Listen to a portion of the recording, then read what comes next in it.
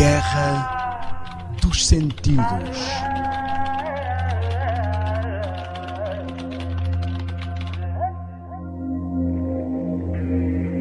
Olá, o meu nome é Daniel Spencer. Muito bem-vindos mais uma vez à Guerra dos Sentidos. Já vimos sobre várias interações que têm a ver com a mente e o seu lado emocional e o seu lado moral ou espiritual. Na sessão anterior falámos sobre as telas de vídeo e hoje vamos entrar com mais abrangência nessa área. Vamos falar um pouco sobre cinema e ainda incidir numa segunda parte sobre a internet e os jogos de vídeo. Muitos pais perguntam, muitas pessoas perguntam se há algum problema nos jogos de vídeo, se isso pode afetar as suas crianças. Bom, como eu disse, as nossas sessões aqui são sessões práticas e o nosso objetivo não é ser teórico. E se analisarmos de forma bem simples e prática, qualquer caixa de videojogos ou de jogos de vídeo traz um aviso que diz: este produto pode causar epilepsia.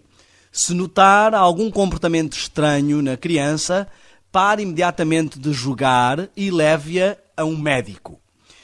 Eu acho que isto já deveria ser um aviso suficientemente claro para nos indicar sobre as contraindicações, os efeitos negativos que possa haver nos jogos de vídeo. Eu penso que ninguém traria para casa um produto para comer que diz: atenção, este produto pode causar envenenamento. Se notar que está a espumar da boca, pare imediatamente de comer e consulte um médico.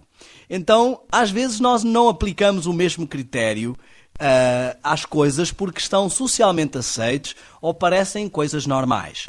Eu citei as experiências do Dr. Sanjay Gupta, falei sobre o Dr. Neil Nedley, falei sobre o professor Mulholland, o professor António Damasio, falámos já sobre várias coisas que já nos mostraram como essas situações de interação com as telas podem afetar. E uma das citações da sessão anterior foi sobre o estado hipnótico que confirmou tudo aquilo que falámos a respeito da mente, com a iluminação fraca, uma luz intermitente e uma mudança brusca de cenas ou de planos a cada 3 ou 5 segundos, como diz o livro Proof Positive. Isto pode criar um efeito hipnótico. Claro que a pessoa não vai sair dizendo eu sou uma galinha, ela não vai ficar num estado hipnótico desse género, é um estado de dormência, de atrofio das capacidades de desenvoltura e de proatividade mental, intelectual e moral, não é? E é disso que estamos a falar. Mas falou-se também da impossibilidade de analisar criticamente. Muitas pessoas pensam que não são tão ridículas ao ponto de serem afetadas pelo que veem na televisão. Mas não é isso o que as sondagens e até a vida prática nos mostra. Quando eu digo televisão, agora estou a falar dos mídia de vídeo em geral. E nós vamos entrar na questão do cinema. E o cinema alega ser apenas uma representação da realidade. Mas desde a origem do cinema, desde os estudos do Thomas Edison até ao cinematógrafo dos irmãos Lumière, nós vimos que realmente no início havia uma representação da realidade, mas logo começou a haver uma interação forte da fantasia, e nós já falámos no episódio anterior sobre a importância de dinamizar com cautela o lado da fantasia. Mas se nós repararmos bem, o tipo de realidade que o cinema nos quer trazer não é uma realidade positiva, muitas das vezes. E volto a dizer, eu sou um cinéfilo apaixonado, mas comecei a entender os efeitos que este mídia pode ter na nossa vida, na nossa dinâmica social, espiritual, mental e física. Veja, se analisar bem, os anúncios de filmes normalmente promovem sexo, violência, adultério, intriga, inveja, traição. A Joana está a trair do João. Ele descobre tudo e vai matá-la violentamente. Não perca o próximo episódio. Nós vemos as novelas, os filmes, eles sempre nos abordam a intriga, sempre nos abordam o pecado tornado apetecível. Não vemos nenhum filme a mostrar-nos sobre abordagens positivas, sem falar de muitas das questões filosóficas ou teológicas que são contrárias às crenças. As pessoas muitas vezes vão assistir coisas que são contrárias àquilo que elas acreditam. Algumas não acreditam em reencarnação e vão assistir sobre reencarnação. Outras não acreditam em violência e vão assistir sobre violência. Outras são contra o adultério e vão assistir sobre o adultério. Então, na realidade, as pessoas não têm consciência de que estas coisas as afetam. Mas deixe-me perguntar-lhe uma coisa. Como é que você sai depois de assistir a um filme romântico? O nosso estado de espírito é afetado. Você vem romântico, é capaz de dizer umas frases bonitas à esposa, não é?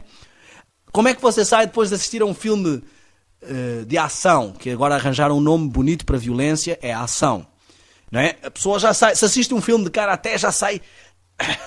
Cuidado, se alguém se meter no meu caminho, eu já sei uns golpes. Nós somos afetados. Uma sondagem mostrou que 70% das pessoas que saíram após assistir ao filme Velozes e Furiosos, The Fast and the Furious, elas saíram cantando, chiando os pneus.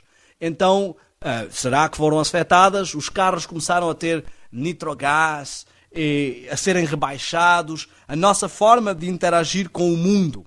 Se eu colocasse uma arma na mão da maior parte das pessoas da nossa sociedade, todas as pessoas sabiam exatamente o que fazer, saberiam como puxar a culatra, substituir a base do carregador, e como apontar, como entrar numa sala, onde apontar, e nunca tiveram uma aula de manuseio de uma arma.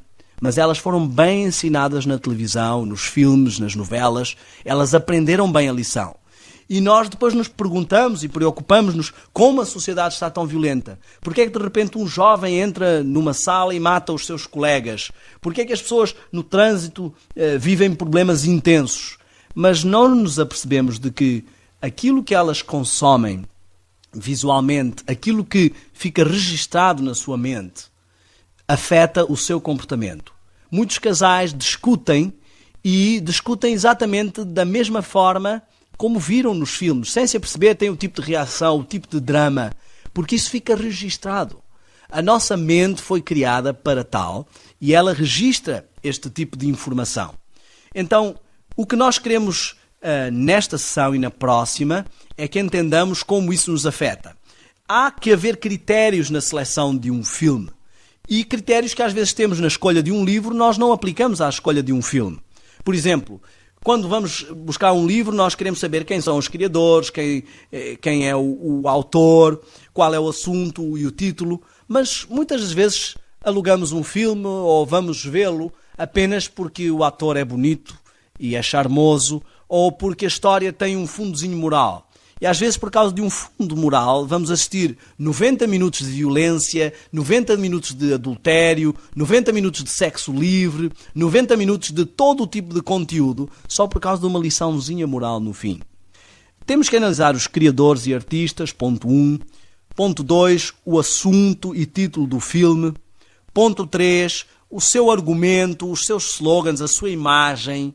Há filmes que nos mostram logo na apresentação uma imagem violenta. E nós vamos entender como estas coisas nos podem afetar. A apresentação e o trailer, ponto 4. Qualquer filme tem um resumo. E só então, caso necessário, vamos ao ponto 5, que é assistir. Temos que vigiar bem aquilo que alimenta a nossa mente. Há uma expressão inglesa que diz lixo entra, lixo sai. E daquilo que colocamos é aquilo que vamos fazer sair. A própria Bíblia nos mostra claramente, isto para aqueles que têm uma abordagem mais cristã, que a boca fala daquilo que o coração está cheio. Então, aquilo com que nós estimulamos o nosso tálamo e hipotálamo, e muitas vezes em atrofio e desprimor do lóbulo frontal, vai ser aquilo que nós somos. Eu vou entrar um pouco mais a fundo nestes detalhes no próximo episódio e vamos falar um pouco sobre algumas das apresentações ou representações dos filmes, incluindo filmes infantis, onde começa um trabalho de cuidado que precisamos ter. Muito obrigado pela sua presença na Guerra dos Sentidos e até a próxima sessão.